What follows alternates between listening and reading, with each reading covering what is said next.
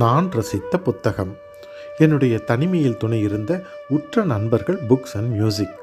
எழுத்துலக ஜாம்பவான் அமரர் கல்கி கிருஷ்ணமூர்த்தி அவர்களின் அலைவோசை மை ஃபேவரேட் புக்.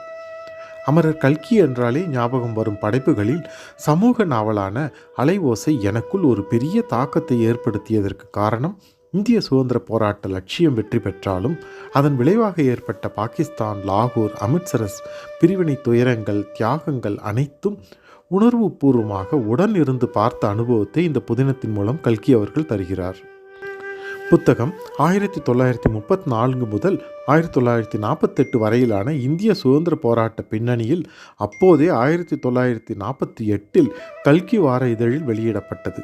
அமரர் கல்கியை எழுத்தாளராக மட்டுமே அறிந்தவர்களுக்கு அவரின் தேசப்பற்று, அவரின் சுதந்திர போராட்ட கொள்கைகள் நிச்சயம் இந்த புத்தகம் மூலம் தெரிய வரும். கதைக்களத்தின் நாயகி சீதா, அவர் சகோதரி லலிதா.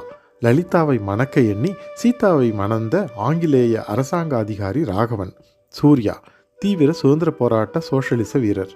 வீராங்கனை தாரணி, அவர்களின் போராட்டங்கள் வாழ்க்கையே புரட்டி போட்ட பாகிஸ்தான், லாகூர் பிரிவினை கலவரங்கள், துயரங்கள். அப்பப்பா, இப்போது நினைத்தாலும் நடுங்கும் விஷயங்களை அப்போதே புத்தகமாக எழுதிய கல்கி அவர்கள் தமது புத்தகங்களை நாட்டுடைமையாக்கி என்றென்றும் நம்முடன் வாழ்பவராவார்.